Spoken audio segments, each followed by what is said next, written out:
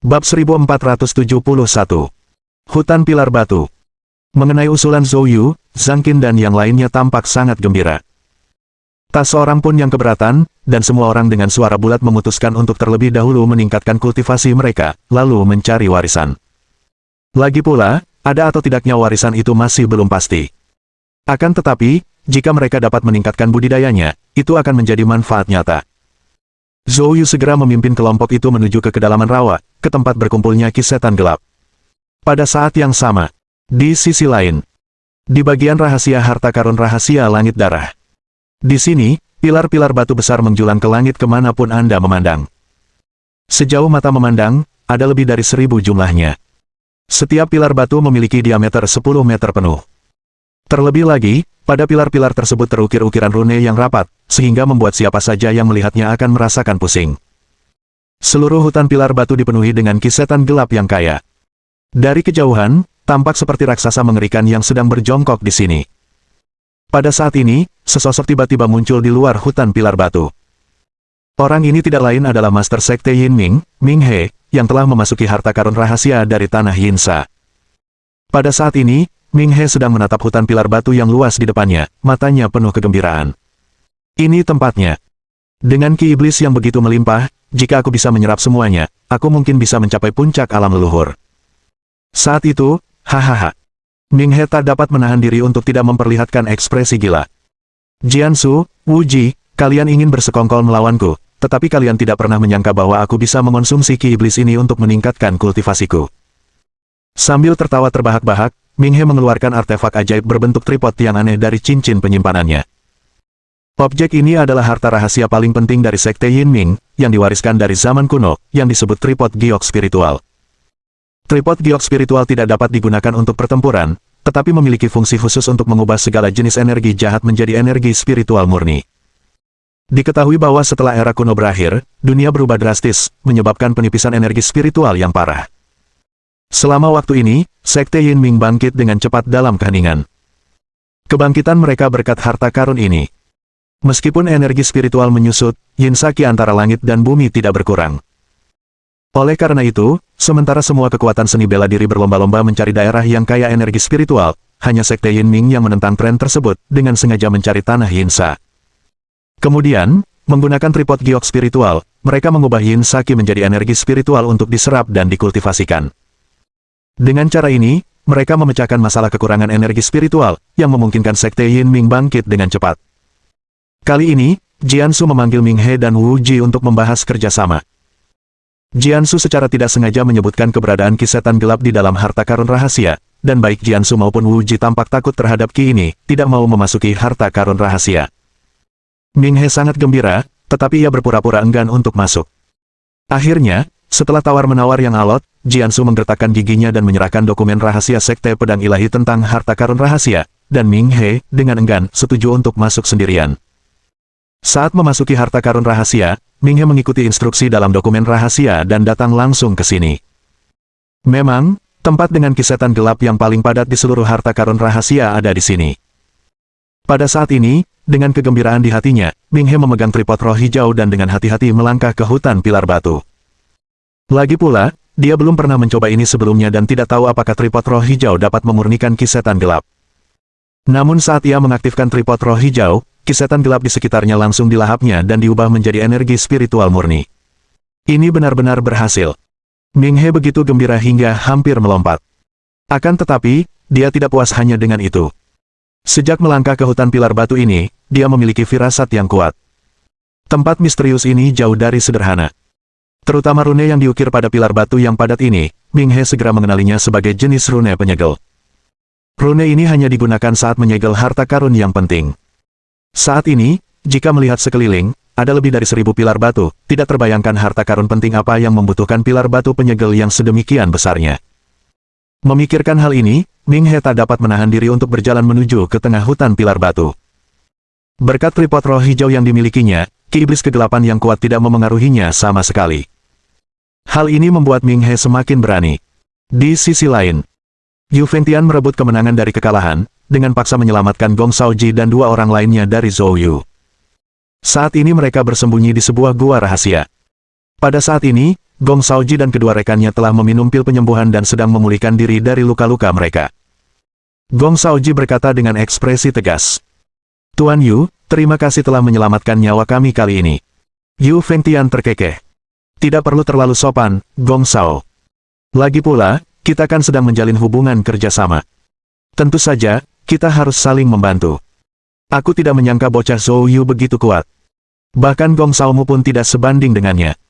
Mendengar ini, wajah Gong Shaoji langsung menunjukkan ekspresi berbisa.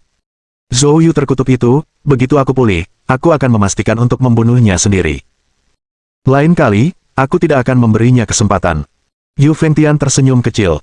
Jangan marah, Gong Shao. Aku bisa mengurus masalah ini untukmu. Gong Shaoji tertegun, menatap Yu Fengtian, dia berkata. Kamu bisa membunuh Zhou Yu. Yu Fengtian mengangguk. Tentu saja. Tapi, aku perlu meminjam sesuatu darimu. Gong Shaoji tampak bingung. Apa itu? Tentu saja, ini nyawamu. Yu Fengtian tiba-tiba menunjukkan senyum kejam. Gong Shaoji dan dua orang lainnya awalnya tertegun, lalu segera menyadari ada sesuatu yang salah. Tepat saat mereka hendak melawan, tiba-tiba raut wajah ketiganya berubah dan mereka pun menyemburkan darah. Pil yang kau berikan pada kami, beracun. Mata Gong Shaoji dipenuhi darah, berharap dia bisa memakan Yu Fengtian hidup-hidup.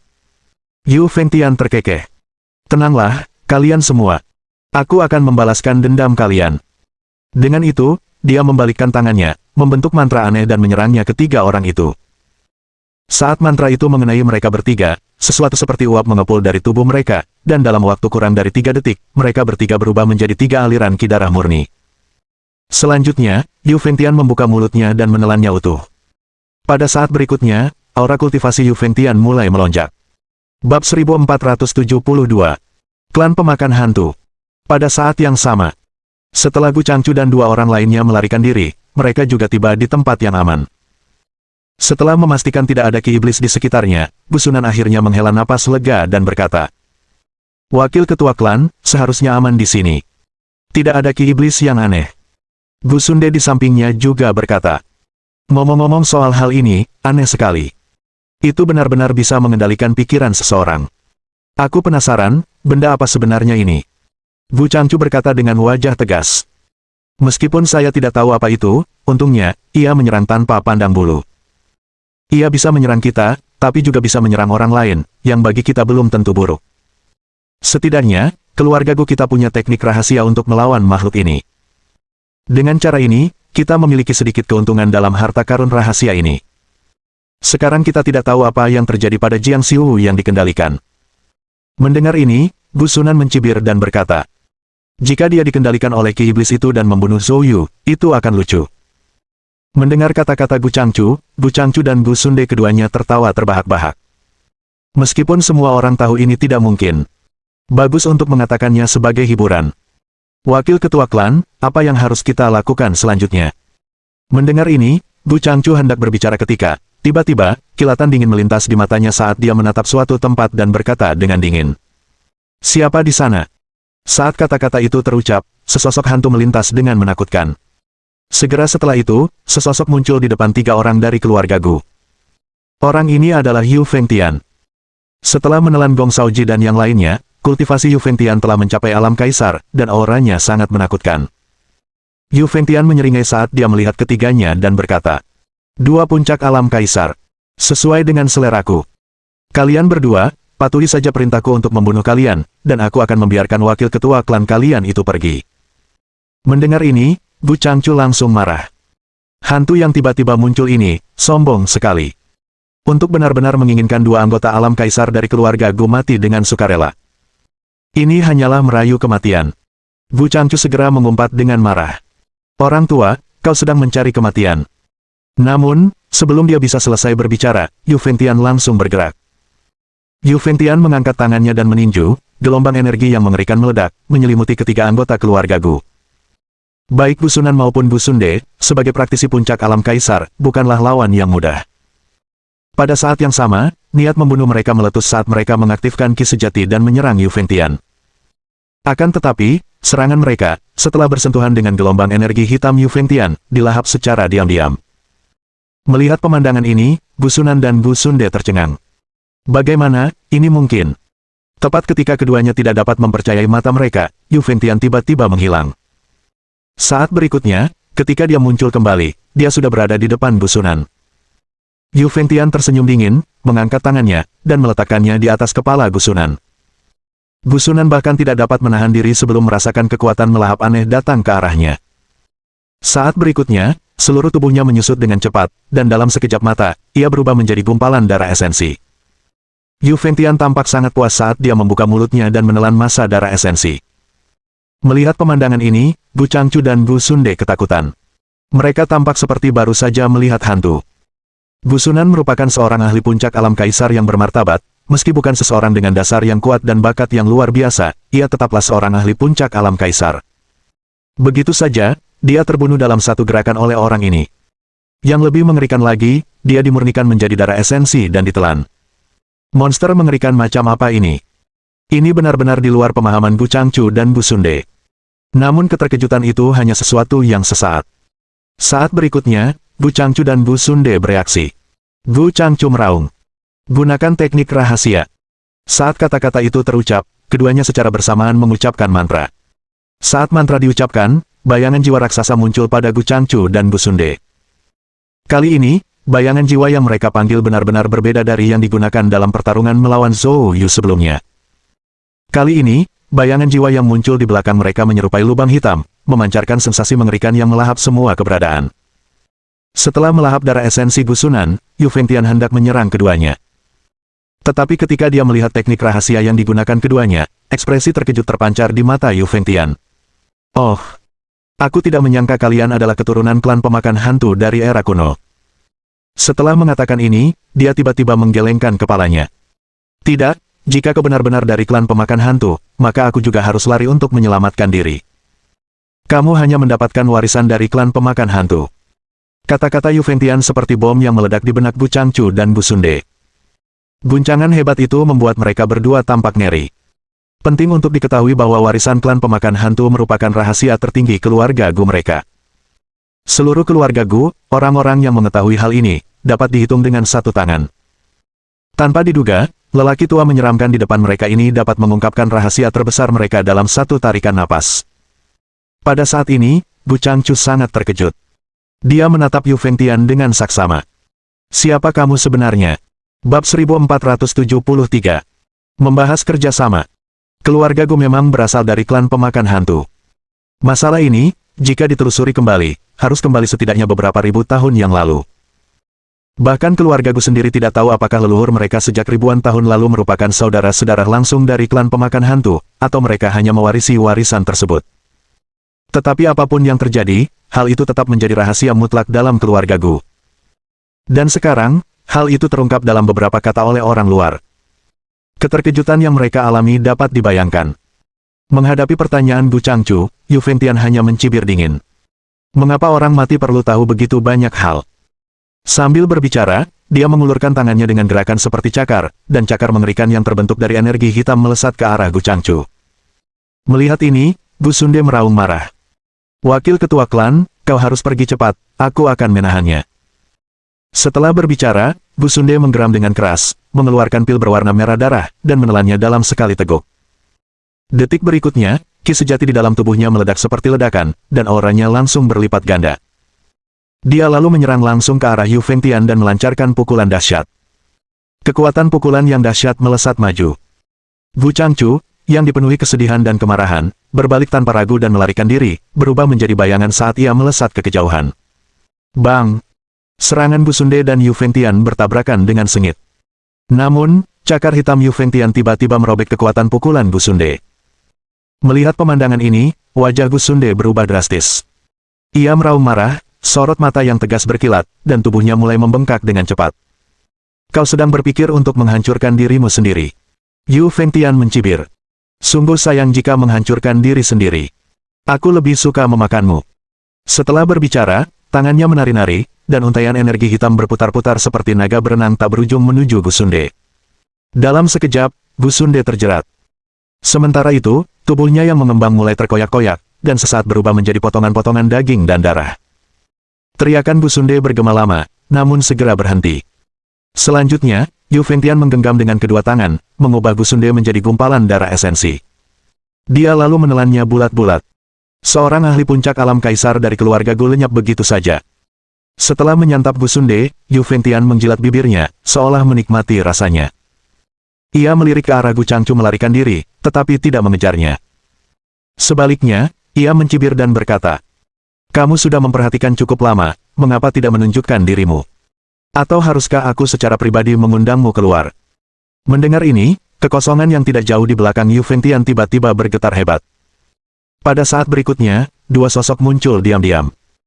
Jika Zhou Yu ada di sini, dia akan segera mengenali orang ini sebagai putra Jiansu, Jian Chen, dari tetua tertinggi Sekte Pedang Ilahi. Dan di tangannya, dia menyeret seseorang dengan daging berlumuran darah. Orang ini tidak lain adalah Gu Changchu yang baru saja melarikan diri. Yu Fengtian menyipitkan matanya, mengamati Jian Chen, lalu melirik Gu Changchu di tangan Jian Chen, memperlihatkan senyum sinis yang membuat kulit kepala seseorang menggelitik. "Apakah kamu melihat semua itu tadi?" Yu Fengtian berkata sambil setengah tersenyum. Jian Chen tersenyum sedikit dan mengangguk. "Saya melihatnya, metode senior memang mengesankan. Saya sangat mengagumimu." Yu Fengtian tertawa dan berkata, "Karena kamu sudah melihatnya, dan kamu tidak lari, sepertinya kamu memang punya rasa percaya diri." Jian Chen tersenyum halus dan berkata, "Di depan senior, aku tidak berani mengaku percaya diri. Saya Jian Chen dari Sekte Pedang Ilahi. Orang ini, anggap saja ini hadiah dari junior untuk senior. Kuharap kau menerimanya dengan senyuman." Setelah berbicara, Jian Chen melempar Gu Changchu. Yu Fengtian tak ragu, mengulurkan tangan untuk menangkap Gu Changchu. Saat energi hitam itu meledak, Gu Changchu bahkan tak bersuara, berubah menjadi gumpalan darah esensi sebelum Yu Fengtian melahapnya dalam sekali teguk. Setelah melahap tiga ahli alam kaisar berturut-turut, aura Yu Fengtian kembali bergejolak. Pada saat ini, ia telah sepenuhnya memasuki alam kaisar. Tentu saja, ini hanyalah alam kaisar yang diukur berdasarkan standar alam seniman bela diri, tidak seorang pun benar-benar mengetahui kekuatan Yu Fengtian yang sebenarnya. Melihat ini, Jian Chen tersenyum, tampak tidak terkejut. Adapun Yu Fengtian, dia dengan santai berkomentar. "Tetua tertinggi Sekte Pedang Ilahi bernama Jiansu, kan?" Jiansu adalah orang yang sangat mendalam dan sulit dipahami, dia sangat berkarakter. "Karena kamu datang ke harta karun rahasia langit darah, dia pasti punya sesuatu yang penting untuk kamu ambil." Jian Chen tersenyum sedikit dan berkata, "Apa yang kamu katakan, senior, memang benar. Saya datang ke harta karun rahasia langit darah dengan masalah penting yang harus diselesaikan. Namun, alasan saya menunggumu di sini, senior, adalah karena saya memiliki sesuatu yang ingin saya kerjakan bersama Anda." Yu Fengtian menyipitkan matanya dan berkata, "Apakah kamu mengacu pada Zhou Yu?" Meskipun Yu Fengtian mengungkapkan kebenarannya secara terbuka, Jian Chen sama sekali tidak terkejut. Ia menjawab, "Senior, Zhou Yu adalah musuh bebuyutan kita. Lagi pula, dia menyimpan banyak rahasia. Sehebat apapun kemampuan senior, jika kau melawannya sendirian, aku khawatir." Sebelum Jian Chen selesai, Yu Fengtian menyela. Dia berkata dengan jelas, "Nak, kau tak perlu bicara banyak padaku. Anak itu, Zhou Yu, berada di luar kemampuanmu. Jika kau ingin mati, pergilah saja." Jelas, Yu Fengtian tidak punya niat untuk bekerja sama. Wajah Jian Chen menjadi gelap, tetapi dia melanjutkan dengan sabar. "Dengan kemampuan yang begitu luar biasa, senior, apakah kamu puas hanya dengan mencapai alam kaisar kelas 1? Dengan bekerja sama denganku, aku bisa membantumu mencapai puncak alam kaisar, atau bahkan alam leluhur. Apakah senior tidak tertarik?" Yu Fengtian mencibir. "Mengenai apa yang kamu sebutkan, aku punya caraku sendiri, kamu tidak perlu repot-repot dengan itu." Setelah mengatakan ini, sosok Yu Fengtian berubah menjadi hantu dan hendak menghilang. Namun Jian Chen mencemooh. "Apakah aku sudah bilang kau boleh pergi sebelumnya? Jika kau menolak bekerja sama denganku, maka jadilah pelayanku, aku ingin melihat dari apa kau terbuat." Setelah mengatakan itu, Jian Chen melambaikan tangannya dengan tajam. Seketika, ruang di sekitar Yu Fengtian mulai bergetar hebat, seolah-olah akan membentuk sangkar. Akan tetapi, Yu Fengtian hanya menyerang dengan ganas menggunakan telapak tangannya, mengubah energi hitam menjadi anak panah tajam, merobek ruang yang bergetar dengan kuat, lalu menghilang tanpa jejak. Saat berikutnya, di balik ruang yang terganggu, beberapa sosok muncul, para ahli yang dibawa Jian Chen. "Tuan muda, haruskah kita mengejarnya?" Jian Chen melotot dengan cemberut. "Pria itu terlalu misterius, lupakan saja. Mari kita urus urusan utama dulu." Dengan itu, Jian Chen pergi bersama anak buahnya. Bab 1474. Kemajuan alam. Jauh di dalam rawa. Sejumlah besar ki iblis gelap terkonsentrasi di sini. Bahkan dalam ki iblis yang gelap ini, ada beberapa senjata iblis yang hadir. Namun, pada saat ini, senjata iblis ini telah sepenuhnya berubah menjadi akselerator kultivasi bagi Zhou Yu dan yang lainnya. Di bawah gempuran guntur ilahi hukuman surgawi Zhou Yu, senjata-senjata iblis ini sama sekali tidak dapat menahannya dan satu demi satu berubah menjadi energi spiritual dengan kemurnian yang luar biasa padat. Sementara itu, Gu Zifeng, Zhang Qin, dan yang lainnya berdiri di samping, terus-menerus menyerap dan kemudian mulai memajukan ranah kultivasi mereka. Situasi ini telah berlangsung selama 3 hari penuh. Selama 3 hari ini, Gu Zifeng, yang awalnya berada di alam kaisar tingkat 5, telah secara paksa naik ke alam tingkat 9. Tentu saja, secara umum, jika seseorang mengalami kemajuan sebanyak ini dalam waktu yang singkat, hal itu pasti akan menyebabkannya menjadi kerasukan atau bahkan meninggal karena ledakan tubuh. Namun, Gu Zifeng adalah murid elit Sekte Tao, dengan bakat luar biasa, dan masih mampu mengendalikannya setelah maju 3 alam kecil dalam waktu singkat. Meski begitu, dia tidak berani mengambil risiko untuk maju lebih jauh. Tak peduli seberapa berbakatnya, seseorang tidak dapat mengejar kemajuan alam secara membabi buta tanpa mempertimbangkan fondasinya. Pada saat ini, Gu Zifeng tengah berupaya keras menstabilkan kultivasinya. Budidaya Zhang Qin mirip dengan budidaya Gu Zifeng. Keduanya sama-sama berada di alam kaisar tingkat 5 sebelumnya, dan pada saat ini, kultivasi Zhang Qin telah mencapai alam kaisar tingkat ke-7. Ini bukan berarti bakat Zhang Qin lebih rendah daripada Gu Zifeng. Lagi pula, Zhang Qin juga yang paling berbakat di antara generasi muda keluarga Zhang.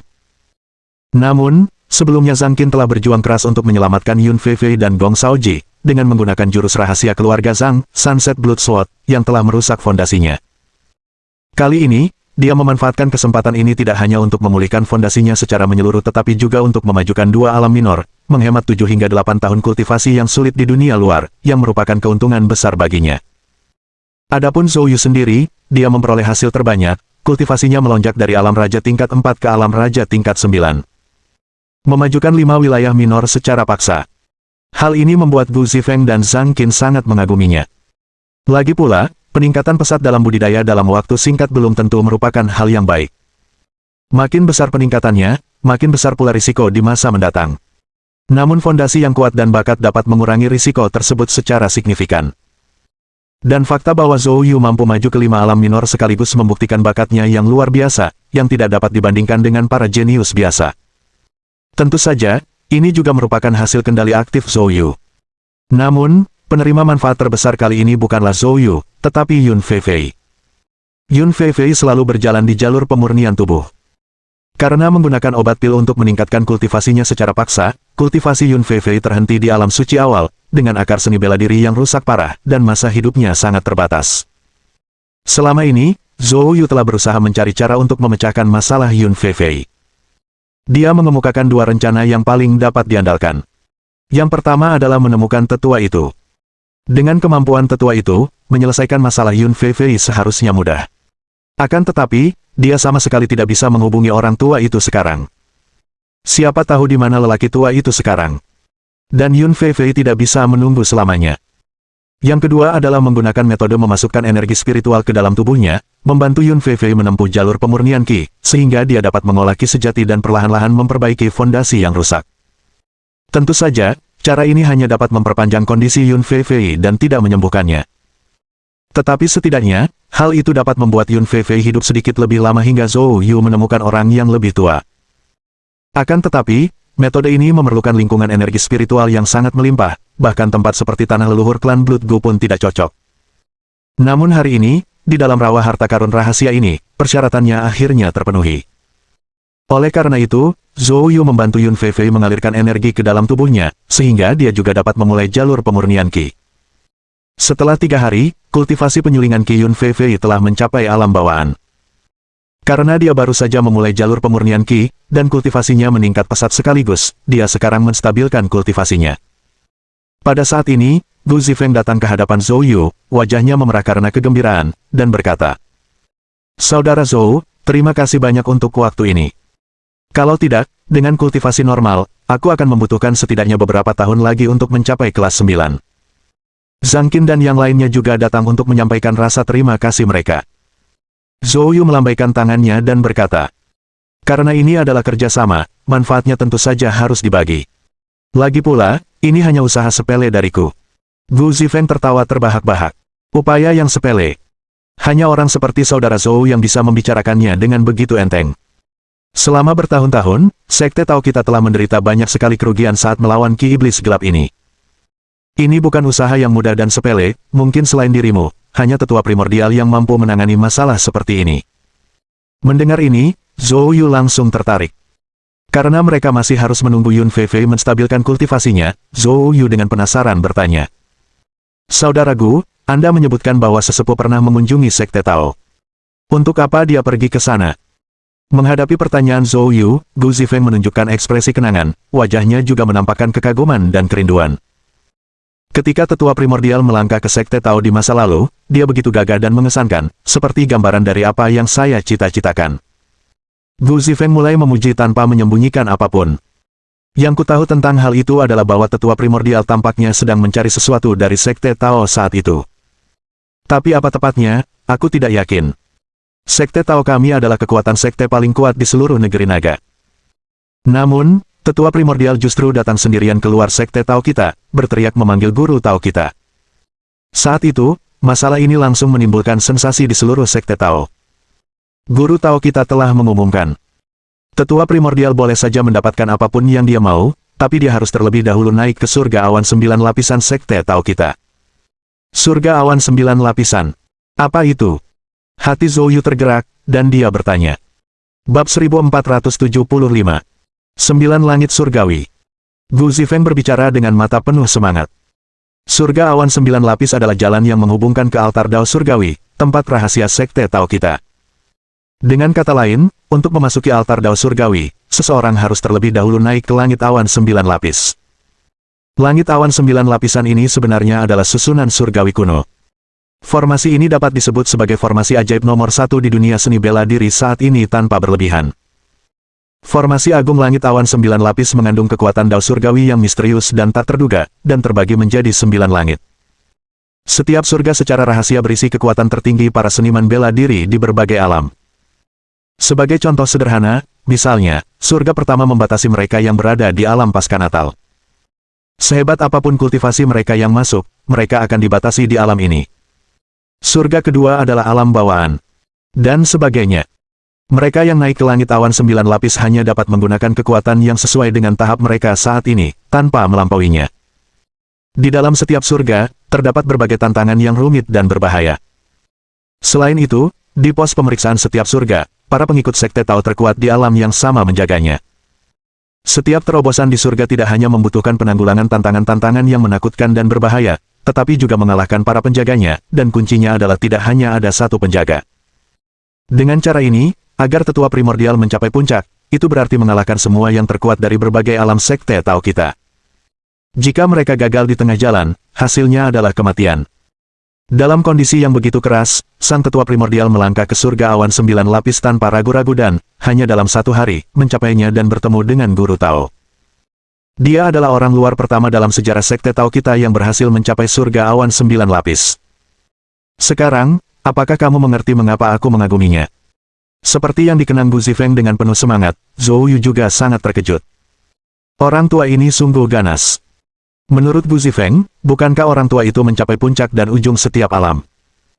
Kita harus tahu bahwa dia sendiri bertujuan untuk mengumpulkan Zenki 5 elemen selama pemurnian kibawaan untuk mencapai kesatuan 5 elemen dan melangkah ke alam suci.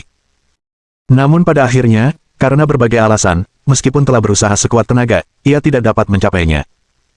Dia tahu betul betapa sulitnya mencapai puncak setiap alam. Orang tua ini bisa dibilang seperti monster. Bagaimana dia tidak menyadarinya sebelumnya? Tidak, dia memang memperhatikannya, hanya saja ketidaknormalan lelaki tua itu tampak dalam aspek lain. Sementara Zhou Yu dan Gu Zifeng asyik mengobrol dengan penuh semangat, Yun Feifei akhirnya menyelesaikan kultivasinya, dan kultivasinya sepenuhnya stabil di alam bawaan. Dengan ini, semua orang menyelesaikan kultivasinya. Zhou Yu segera berkata kepada Zhang Qin, "Nona Zhang, sekarang kita bisa pergi mencari harta rahasia Dewa Pedang Langit Darah, tolong tunjukkan jalannya." Zhang Qin berkata dengan penuh semangat. Tepat ketika Zhou Yu dan yang lainnya bertarung sengit di harta rahasia Dewa Pedang Langit Darah, pada saat yang sama, beberapa peristiwa terjadi di kuil Dewa Pil.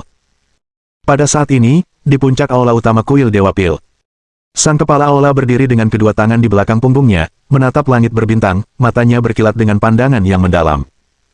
Diterpa angin malam, jubah panjangnya berkibar keras, namun tidak menggoyahkan sedikit pun semangat hatinya. Sejak Zhou Yu datang ke kuil Dewa Pil terakhir kali dan membantunya melenyapkan roh primordial dalam dirinya, lebih dari 3 bulan telah berlalu sekarang. Selama 3 bulan ini, kultivasi Hall Master telah pulih sepenuhnya. Kalau Zhou Yu tahu ini, rahangnya pasti akan ternganga.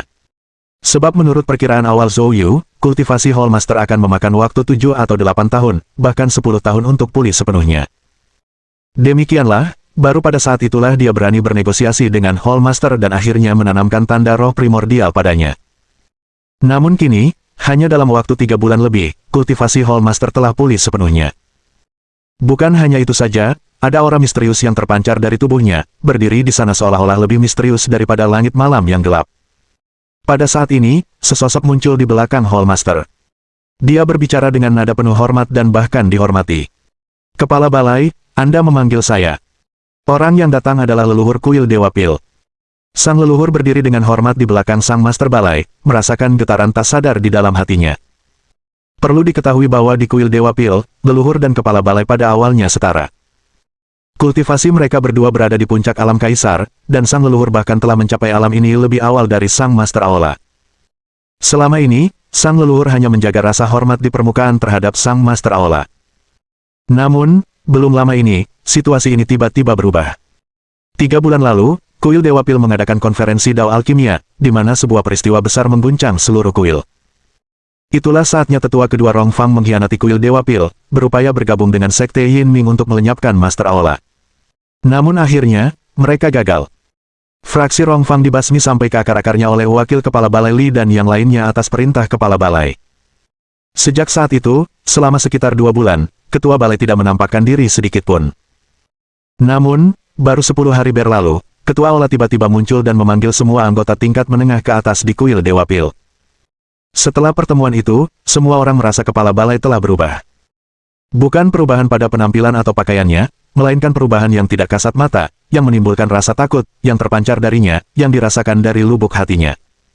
Ini termasuk leluhur itu sendiri. Semenjak itu, siapapun yang menghadap Hall Master tidak berani menunjukkan sedikit pun kesetiaan. Dan barusan, sang leluhur tiba-tiba menerima transmisi dari Hall Master sehingga ia bergegas menghampiri. Pada saat ini, melihat punggung sang Master Aula, sang leluhur merasa seolah-olah dia tidak bisa bernapas. Bahkan semakin lama hal itu berlangsung, semakin sang leluhur merasa kesulitan bernafas. Pada saat ini, kepala balai tiba-tiba bergerak. Dia perlahan berbalik, dan bersamaan dengan itu, perasaan tertekan yang menakutkan itu lenyap seketika. "Leluhur, aku memanggilmu ke sini karena ada masalah yang membutuhkan bantuanmu." Bab 1476. Kepala Aula Mo Xiaoxing. Mendengar hal ini, sang leluhur segera berkata, "Kepala balai, berikan saja perintahmu." Sang Master Aula menjawab dengan acuh tak acuh. "Aku perlu keluar sebentar. Selama aku tidak ada, urusan kuil Dewa Pil akan kuserahkan kepadamu. Seluruh dunia bela diri saat ini sedang kacau, jadi aku memintamu, leluhur, untuk lebih berhati-hati." Mendengar hal ini, sang leluhur buru-buru menjawab, "Tuan Aula, Anda terlalu baik. Ini adalah bagian dari tanggung jawab saya." Setelah berbicara, sang leluhur berhenti sejenak dan bertanya dengan ragu, "Kepala balai, bolehkah saya bertanya, apa yang terjadi? Apa yang membutuhkan perhatian pribadi Anda?" Sang Master Aula menjawab dengan tenang, "Seseorang dalam bahaya, dan aku perlu memeriksanya." Sambil berbicara dia bergumam pada dirinya sendiri, "Jangan sampai terjadi sesuatu padanya dan aku terlibat." Mendengar hal itu, sang leluhur tampak terkejut. Orang macam apa yang bisa membuat kepala balai datang sendiri menemui mereka? Pada saat inilah dia tiba-tiba teringat sesuatu. "Kepala balai, apakah yang Anda maksud adalah Zhou Yu?" Kepala balai tidak menyembunyikannya, dia mengangguk sedikit. Sang leluhur menarik napas dalam-dalam dan berkata, "Tuan balai, tenang saja, saya akan mengurus semuanya di sini." Kepala balai mengangguk. Tak lama kemudian, sosoknya tiba-tiba melambung ke angkasa, dan di saat berikutnya, dia langsung lenyap dalam kehampaan. Menyaksikan kejadian itu, sang leluhur tercengang sepenuhnya. Wajahnya penuh dengan keterkejutan. Hilang dalam kehampaan adalah tanda seorang ahli alam leluhur. Mungkinkah Master Aula telah melangkah ke alam leluhur? Bagaimana ini mungkin? Bagaimana mungkin Master Aula memiliki manik surgawi Tao? Sang leluhur berdiri di sana dengan ekspresi kosong, menatap ke arah tempat sang Master Aula menghilang, matanya dipenuhi dengan keheranan yang mendalam. Gunung Tubai. Dalam pandangan, pegunungan Tubai membentang bagaikan naga putih raksasa, terletak di tanah timur laut negeri naga. Pada saat ini, hari masih pagi. Seluruh gunung Tubai diselimuti kabut pagi, bermandikan cahaya matahari ungu. Bertepatan dengan ini, di atas puncak gunung bersalju di Gunung Tubai, kekosongan tiba-tiba mulai beriak hebat. Pada saat berikutnya, seorang wanita bergaun hitam panjang muncul dari kehampaan. Orang ini tidak lain adalah Master Kuil Dewa Pil. Sang Master Aula baru saja muncul kurang dari semenit ketika tiba-tiba terdengar suara lain yang memecah kehampaan di sampingnya. Seberkas cahaya merah muncul di cakrawala jauh dan dalam sekejap mata, tiba di hadapan Ketua Aula. Orang ini tidak lain adalah Raja Dewa Matahari yang ganas, salah satu dari 10 Raja Dewa Agung. Meskipun Raja Dewa Matahari yang ganas berada di posisi terbawah di antara 10 Raja Dewa Agung, ia bertanggung jawab untuk menjaga wilayah timur laut negeri naga. Saat melihat kepala balai, ekspresi tak terduga terpancar di wajah Raja Dewa Matahari yang ganas. Ia lalu berkata dengan dingin, "Mo Xiaoxing, ini bukan tempat yang seharusnya kamu datangi. Segera pergi, kalau tidak." Mo Xiaoxing, nama Master Kuil Dewa Pil. Akan tetapi, sebelum Raja Dewa Matahari yang ganas dapat menyelesaikan ucapannya, Ketua Aula mendengus dingin. Atau apa? 4 kata sederhana ini tampaknya memiliki kekuatan luar biasa. Dalam sekejap, tekanan yang mengerikan menekan ke arah Raja Dewa Matahari yang ganas. Bam! Karena terkejut, Raja Dewa Matahari yang ganas tidak dapat bertahan dan terdorong mundur beberapa ratus meter. Pada saat yang sama, wajahnya menjadi pucat. Menstabilkan sosoknya, ekspresi Raja Dewa Matahari yang ganas berubah secara dramatis. Mo Xiaoxing, kau benar-benar telah mengambil langkah itu. Bagaimana mungkin? Bagaimana Anda mencapainya? Langkah yang dimaksud oleh Raja Dewa Matahari yang ganas, tentu saja, adalah ke alam leluhur. Perlu dicatat, meskipun ia merupakan salah satu dari 10 Raja Ilahi Agung, ia hanya berada di puncak alam suci. Karena manik dao hukum surgawi sangat langka, bahkan di antara 10 Raja Ilahi Agung, hanya 5 yang diperoleh. Artinya, hanya 5 teratas dari 10 Raja Ilahi Agung yang merupakan ahli alam leluhur. Dan situasi dengan Laut Raja Surgawi, yang terkait erat dengan 10 Raja Ilahi Agung, kurang lebih serupa. 10 Raja Dewa Agung dan Laut Raja Surgawi dapat dianggap sebagai puncak keberadaan seluruh dunia seni bela diri negeri naga. Bahkan mereka pun sangat tegang. Kekuatan lain bahkan lebih parah lagi. Kuncinya, dalam 10 tahun terakhir, hampir tidak pernah terdengar munculnya manik dao hukum surgawi baru. Dan Master Kuil Dewa Pil ini, tanpa diduga, tanpa tanda apapun, tiba-tiba menjadi ahli alam leluhur. Para ahli alam leluhur bukanlah sampah biasa yang ditemukan di pinggir jalan. Setiap promosi berarti 1 slot lebih sedikit untuk alam leluhur. Bayangkan betapa terkejutnya Raja Dewa Matahari yang ganas itu. Dengan satu teriakan yang mengusir Raja Dewa Matahari yang ganas, ekspresi kepala balai tidak berubah sedikitpun. Dia berkata dengan dingin, "Segera tersesat. Kalau tidak, jangan salahkan aku karena bersikap tidak sopan." Mendengar nada menghina Mo Xiaoxing, amarah membuncah di mata Raja Dewa Matahari yang ganas, tetapi karena perbedaan kekuatan, dia tidak berani melakukan gerakan gegabah. Raja Dewa Matahari yang ganas mempertahankan ekspresi muram dan berkata, "Mo Xiaoxing, jangan lupa, ini adalah wilayah sekuler. Seniman bela diri di atas alam kaisar dari sekte tersembunyi tidak diizinkan memasuki dunia sekuler begitu saja. Anda telah melanggar peraturan." Mo Xiaoxing menjawab tanpa basa-basi. "Peraturan yang tidak masuk akal. Saya hanya tahu bahwa sesuatu yang besar akan terjadi di sini. Hanya kamu yang bisa mengatasinya. Aku akan mengatakannya sekali lagi, segera pergi, atau..." Sebelum Mo Xiaoxing dapat menyelesaikan ucapannya, kekosongan di sampingnya tiba-tiba bergetar hebat. Tak lama kemudian, sesosok muncul dari kehampaan. Melihat orang ini, Raja Dewa Matahari yang ganas bersukacita. "Raja Dewa Tianlu, kau datang tepat waktu." Pendatang baru itu adalah Raja kelima dari 10 Raja Dewa Agung, Raja Dewa Tianlu. Saat Raja Dewa Tianlu muncul, dia mengunci pandangannya pada Mo Xiaoxing.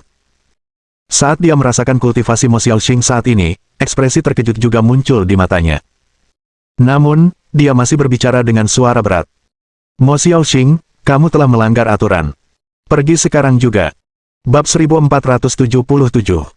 Juga seorang murid. Menghadapi Raja Dewa Matahari yang garang, Mo Xiaoxing dapat mengabaikannya sepenuhnya.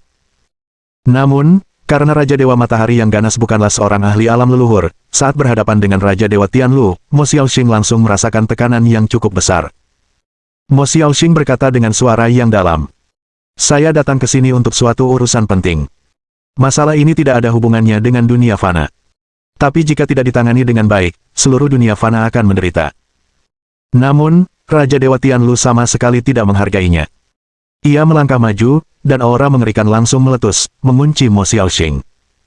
Urusan dunia fana ditangani olehku, Raja Ilahi, dan Laut Raja Surgawi. Kau tak perlu repot-repot, Master Kuil Dewa Pil. Kepada Raja Dewa Tianlu, dia percaya bahwa tidak ada apapun di dunia fana yang tidak dapat ditangani oleh 10 Raja Dewa Agung. Namun, jika sekte tersembunyi campur tangan secara sewenang-wenang di dunia fana, hal itu akan menimbulkan dampak yang besar pada tatanan dunia bela diri. Itu adalah sesuatu yang tidak ingin dilihat oleh 10 Raja Ilahi Agung. Namun, Mo Xiaoxing masih belum menunjukkan tanda-tanda mundur. Dia berkata dengan suara berat. Harta karun rahasia Dewa Pedang Langit Darah telah dibuka, aku yakin kalian semua tahu. Aku tahu pikiranmu di Laut Raja Surgawi dan 10 Raja Ilahi Agung. Kau ingin mendapatkan beberapa benda peninggalan Dewa Pedang Langit Darah. Juga, kamu ingin melenyapkan Zhou Yu. Tapi aku bisa memberitahumu dengan jelas. Zhou Yu tidak bisa mati. Terutama, dia tidak bisa mati di dalam harta rahasia itu. Raja Dewa Tianlu mendengus dingin. Mo Xiaoxing, masalah Zhou Yu masih belum diputuskan, tapi aku bisa dengan bertanggung jawab memberitahumu bahwa Laut Raja Surgawi sudah membuat konsesi dan tidak akan mengirim para ahli alam leluhur untuk berurusan dengan Zhou Yu.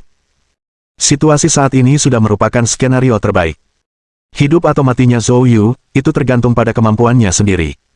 Jika kau bersikeras melindunginya sekarang, tahukah kamu apa akibat yang akan ditimbulkannya? Aku akan mengatakannya sekali lagi, segera pergi dan kembali ke area kuil Dewa Pil. Kalau tidak. Sambil mengatakan ini, Raja Dewa Tianlu mengulurkan tangan dan meraih, dan tombak panjang perunggu muncul entah dari mana. Saat tombak panjang ini muncul, kekuatan langit dan bumi dalam radius beberapa kilometer mulai bergetar hebat. Tombak panjang perunggu ini adalah senjata Raja Dewa Tianlu, dan merupakan senjata kedua setelah 10 senjata Dewa Agung Negeri Naga. Bintang Caotik.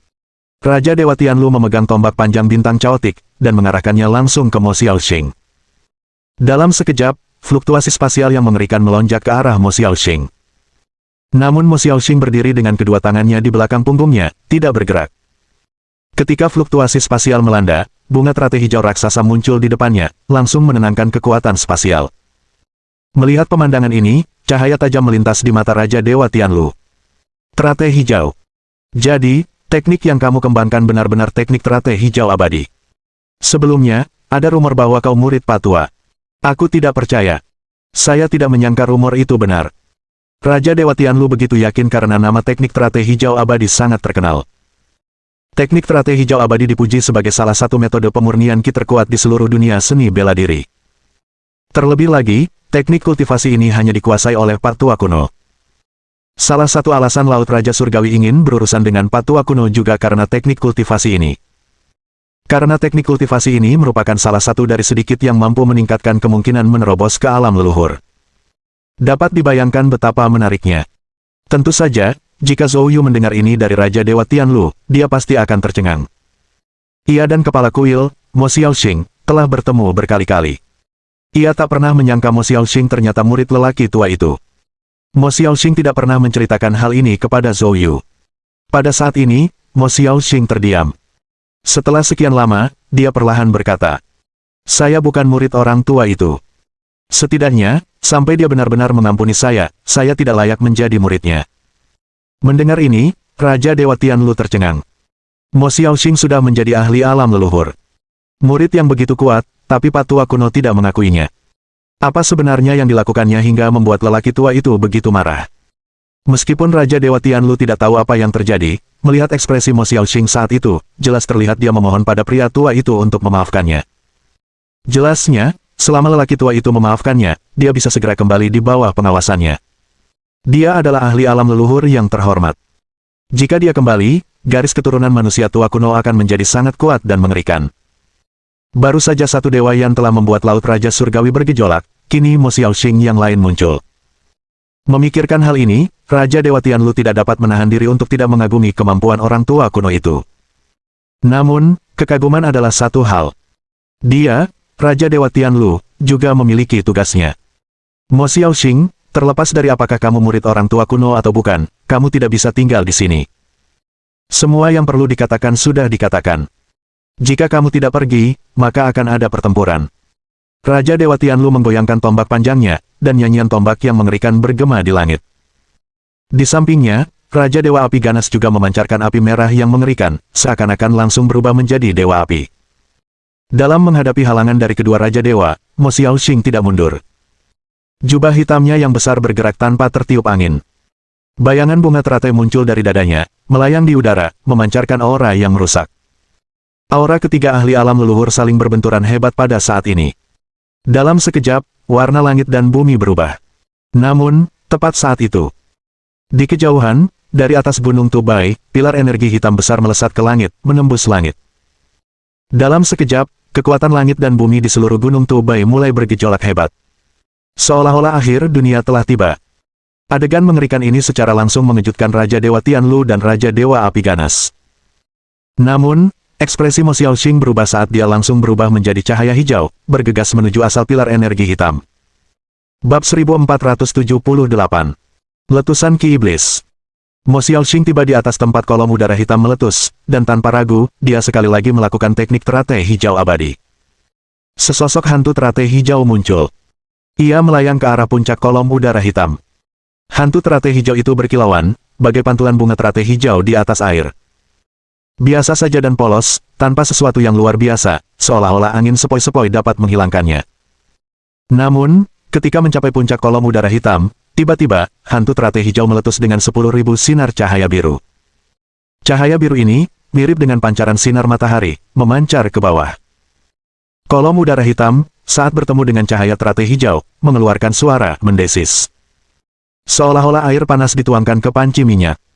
Segera setelah itu, seluruh udara hitam dilahap oleh teratai hijau. Dan teratai hijau itu berangsur-angsur berubah dari bening menjadi hitam. Pada saat ini, Raja Dewa Tianlu dan Raja Dewa Matahari yang ganas tiba. Melihat pemandangan ini, ekspresi terkejut tampak di mata mereka. Terutama Raja Dewa Tianlu, yang langsung mengenalinya. Ki Setan Gelap. Bagaimana mungkin tiba-tiba terjadi letusan besar Ki Iblis kegelapan di sini? Pada abad-abad terakhir, berbagai tanah mati dan alam rahasia di negeri naga kerap kali meletus dengan Ki Iblis secara berkala. Namun pada sebagian besar waktu, skala letusan Ki itu kecil. Siapapun dari 10 Raja Ilahi Agung dapat dengan mudah menekannya. Namun, skala letusan ini belum pernah terjadi sebelumnya, bahkan mengejutkan Raja Dewa Tianlu. Tetapi dia segera menyadari sesuatu. Mungkinkah terjadi mutasi pada harta karun rahasia langit darah? Tepat pada saat itu, terdengar suara lain yang menembus udara dari jauh. Didampingi oleh aura mengerikan, barulah Raja Dewa berbakat surgawi tiba di tempat letusan Ki Iblis.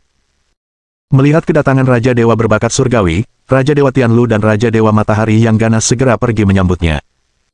Raja Dewa berbakat surgawi mengabaikan mereka dan malah menatap tajam ke arah sumber letusan Ki Iblis, wajahnya menjadi sangat muram. Apa yang terjadi di sini? Raja Dewa Matahari yang ganas buru-buru menjelaskan.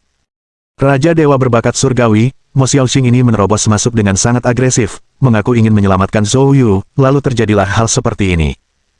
Aku curiga letusan Ki Iblis ini adalah perbuatan Mo Xiaoxing. Mendengar ini, wajah Raja Dewa berbakat surgawi menjadi gelap, dan dia memarahi tanpa basa-basi. Mo Xiaoxing menyebabkan ledakan Ki Iblis ini, lalu dia sendiri yang menghentikannya.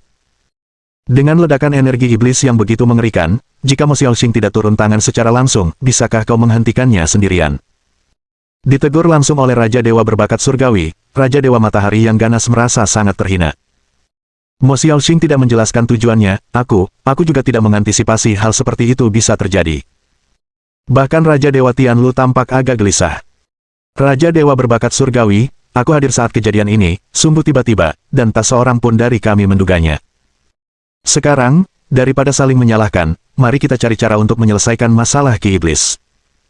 Raja Dewa berbakat surgawi, dengan ekspresi serius, berkata, letusan Ki Iblis biasa mudah diatasi. Letusan besar seperti itu telah melampaui kemampuan kami untuk mengatasinya.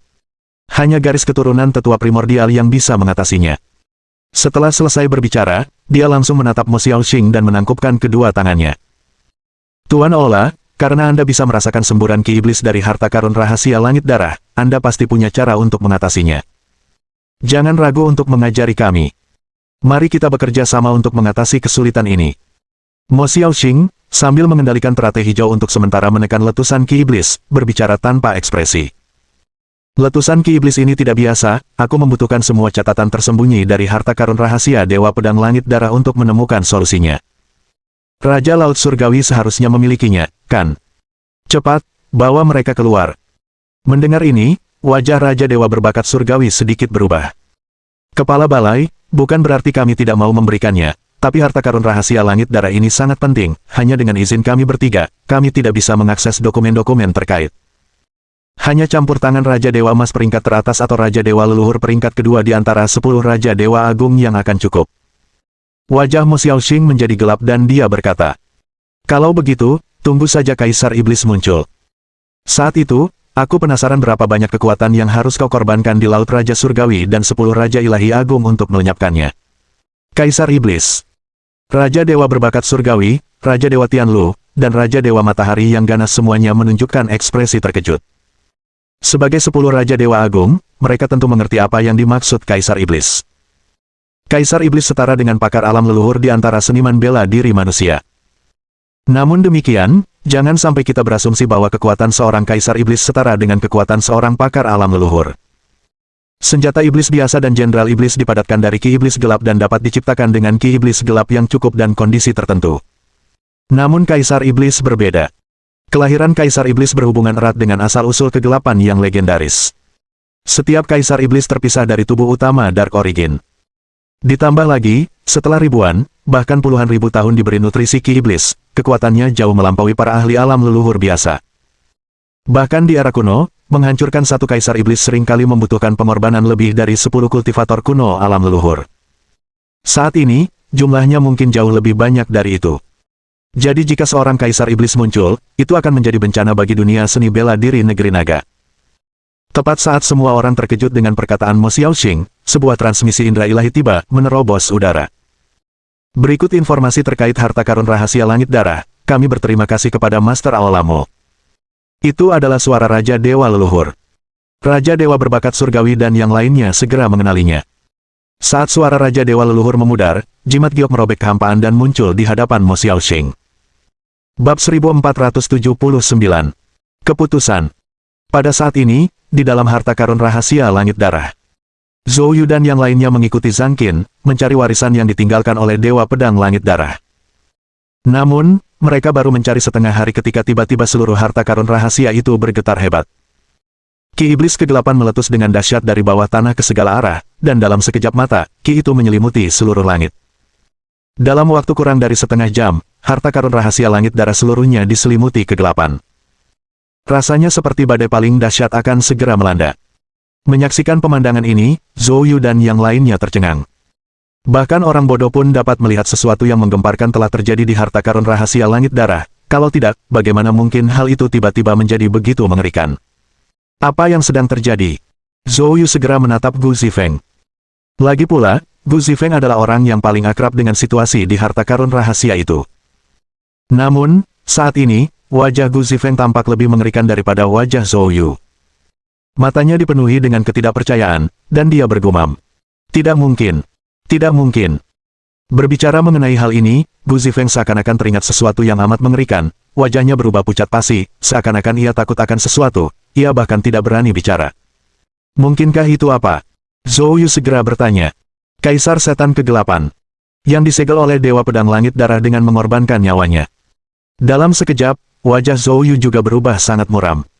Dari deskripsi sebelumnya oleh Gu Zifeng dan Zhang Qin, kekuatan Kaisar Setan Kegelapan itu sungguh mengerikan dan tak terbayangkan.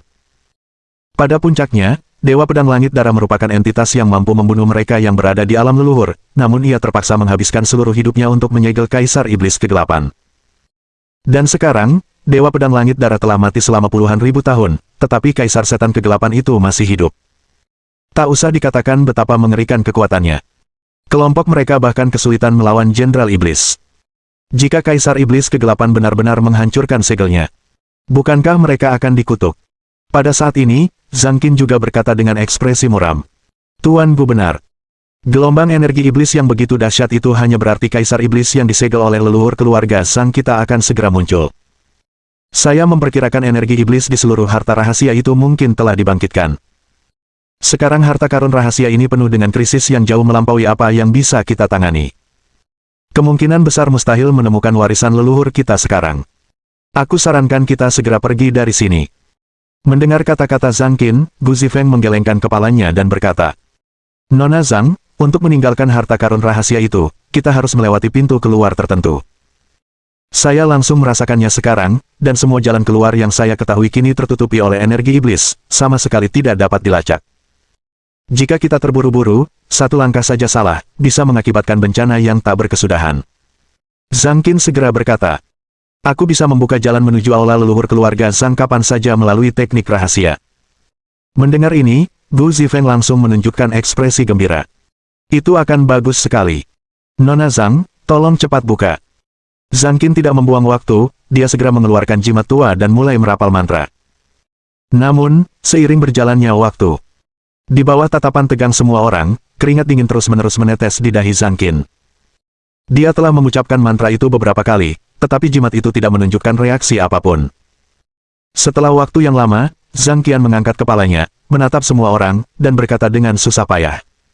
Ini buruk. Bahkan pintu masuk eksklusif keluarga Zhang kita tidak berfungsi. Ini menunjukkan bahwa seluruh struktur spasial harta karun rahasia langit darah telah terganggu. Kita, mungkin tidak bisa keluar.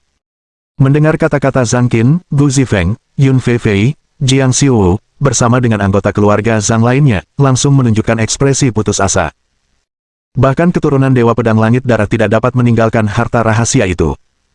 Apakah mereka ditakdirkan untuk mati di sini?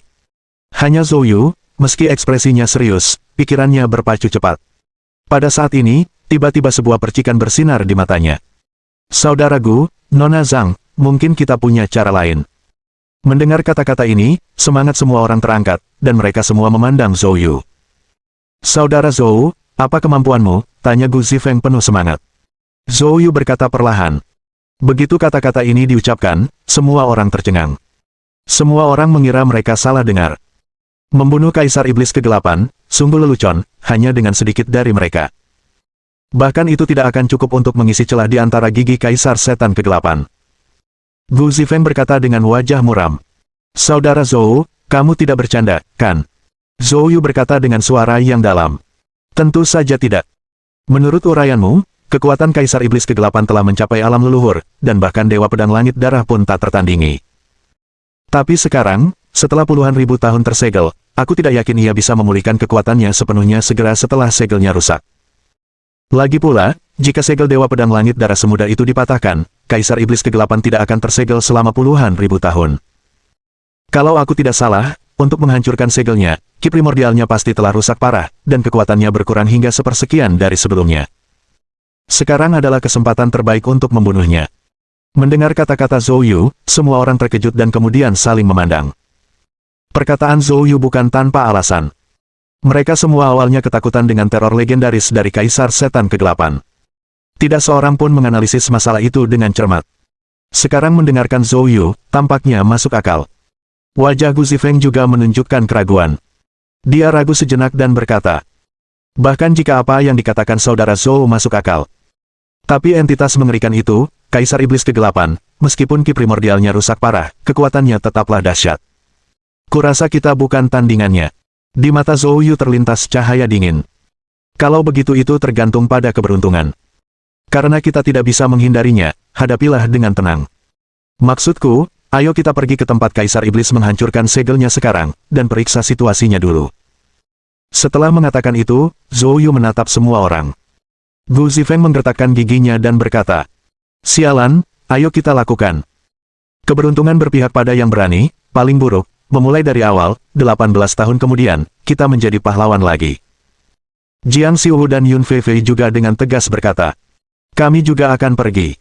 Melihat Zhou Yu dan yang lainnya membuat keputusan. Pada saat ini, menyaksikan adegan ini, orang-orang dari keluarga Zhang mengira orang-orang ini gila, tetapi saat itu, Zhang Qin tiba-tiba berbicara. Baiklah, ayo pergi bersama. Dengan cepat, semua orang mencapai konsensus dan menuju ke area inti letusan energi iblis. Bab 1480. Keserakahan. Hutan Pilar Batu. Pada saat ini, Ming He sedang memegang tripod giok spiritual di tangannya, berjalan selangkah demi selangkah menuju area pusat hutan Pilar Batu. Saat dia perlahan mendekati pusat hutan Pilar Batu, kepadatan kisetan gelap di sini setidaknya 10 kali lebih tinggi daripada di pinggiran. Akan tetapi, kisetan gelap yang pekat itu tidak sedikit pun mengganggu Ming He. Semua ki iblis gelap yang menyerbu ke arahnya langsung dilahap begitu menyentuh cahaya roh yang dipancarkan dari tripod giok spiritual, lalu diubah menjadi energi spiritual murni yang diserap oleh Ming He. Ming He sangat gembira saat ini. Perlu diketahui, dia berada di alam leluhur untuk berkultivasi. Pada hari-hari biasa, meskipun telah berlatih keras selama 1 dekade di luar, kultivasinya mungkin tidak mengalami peningkatan sedikitpun. Namun sekarang, di dalam hutan Pilar Batu ini, kultivasinya telah meningkat secara signifikan dalam waktu kurang dari 1 jam. Kalau terus begini, kalau dia bisa melahap semua ki iblis di hutan Pilar Batu, niscaya dia akan berhasil mencapai puncak alam leluhur. Di alam itu, siapakah di dunia ini yang bisa menjadi tandingannya? Memikirkannya saja membuat Ming He tidak dapat menahan rasa gembiranya, bahkan darahnya mulai mendidih. Akan tetapi, dia tidak memedulikan fakta bahwa bahkan di wilayah ki iblis gelap yang begitu padat, tidak ada satupun jenderal iblis yang muncul, dia juga tidak melihat satupun senjata iblis. Tak lama kemudian, Ming He tiba di area pusat hutan Pilar Batu. Setibanya di sana, dia tercengang. Di tengah hutan Pilar Batu ternyata terdapat ruang terbuka yang luas. Di tengah ruang terbuka itu berdiri sebuah bangunan menyerupai altar. Di puncak altar, terdapat sebilah pedang panjang yang seluruhnya tertutup karat. Ujung pedang dan separuh badan pedang tertanam di altar. Hanya gagang dan sebagian kecil badan pedang yang terlihat. Seluruh hutan Pilar Batu, seluruh ki iblis, memancar keluar dari pusat altar itu. Bahkan dari jarak 100 meter, Ming He dapat dengan jelas melihat ki iblis memancar dari puncak altar. Ki itu sudah hampir tidak bisa disebut ki iblis lagi, itu praktis merupakan mata air iblis. Kepadatan ki iblis di sana praktis telah mencair, membentuk air mancur, yang terus-menerus memancar dari bawah altar. Pada saat ini, Ming He merasakan darahnya mendidih, gemetar karena kegembiraan. Dia tidak menyangka ada sumber ki iblis yang begitu padat di pusat hutan Pilar Batu. Bagi orang lain, tempat ini pasti merupakan perangkap kematian. Mereka kemungkinan besar akan disetankan jauh sebelum mencapai tempat ini. Namun baginya, yang memiliki tripod roh hijau, tempat ini hanyalah surga kultivasi terbaik di dunia. 1 hari bercocok tanam di sini mungkin sama dengan 10 tahun di luar ruangan. Dorongan kuat tak terkendali muncul dalam benak Ming He. Maju terus. Maju. Bercocok tanam di sini. Hanya 10 hari atau setengah bulan, dan dia bisa menjadi tak terkalahkan di dunia. Didorong oleh pemikiran yang mendesak dan bersemangat, Ming He tidak bisa menunggu dan berjalan menuju altar. Namun saat ia berada dalam jarak kurang dari 10 meter dari altar, Ming He tiba-tiba berhenti. Dalam pikirannya yang bersemangat, sebuah kejelasan tiba-tiba muncul. Tiba-tiba dia menyadari bahwa pedang panjang berkarat di atas altar itu memiliki cahaya merah samar yang berkedip-kedip pada bilahnya yang terbuka. Terlebih lagi, gagang pedang itu sedikit bergetar. Adegan ini tiba-tiba memberi Ming He firasat buruk. Firasat buruk ini langsung memadamkan lebih dari separuh semangat dalam benaknya. Sebagai ahli alam leluhur, pengalaman dan pengetahuan Ming He merupakan yang teratas di dunia seni bela diri. Dia segera merasakan ada sesuatu yang salah. Tanpa berpikir, dia mencoba mundur. Namun, pada saat ini, sebuah suara mengerikan bergema dalam pikirannya. Terus maju. Teruslah maju, dan kamu akan mendapatkan apapun yang kamu inginkan. Kamu bisa menjadi penguasa dunia ini. Anda dapat mendikte seluruh dunia. Semua orang akan merangkak di bawah kakimu. Mendengar suara ini, langkah mundur Ming He tiba-tiba terhenti, lalu dia terus berjalan menuju altar. Namun, hati Ming He tampaknya sedang gila. Dia berusaha mati-matian untuk mengendalikan tubuhnya, menghentikan langkahnya. Namun, suara ini memiliki kekuatan sihir aneh yang mengendalikan tubuhnya untuk terus bergerak menuju altar. Tidak peduli seberapa keras dia melawan, perlawanannya sia-sia. Pada saat ini, Ming He benar-benar panik. Mungkinkah Kaisar Iblis Kegelapan yang disegel oleh Dewa Pedang Langit Darah masih hidup? Ming He juga tahu tentang Kaisar Setan Kegelapan. Akan tetapi, sebelum ini, dia tidak merasa khawatir sedikitpun. Sebab, menurut pandangannya, perkara Kaisar Iblis Kegelapan merupakan sesuatu yang terjadi di era kuno ribuan tahun lalu, dan situasi sebenarnya masih belum pasti. Berita yang beredar saat ini melebih-lebihkan Kaisar Setan Kegelapan, yang menurut Ming He tidak dapat dipercaya. Lagi pula, orang zaman sekarang lebih menyukai yang kuno daripada yang modern. Terlebih lagi, meskipun Kaisar Iblis Kegelapan benar-benar ada, setelah ribuan tahun disegel, dia pasti sudah berubah menjadi debu. Terlepas dari statusnya sebagai ahli alam leluhur, bagaimana mungkin dia masih hidup?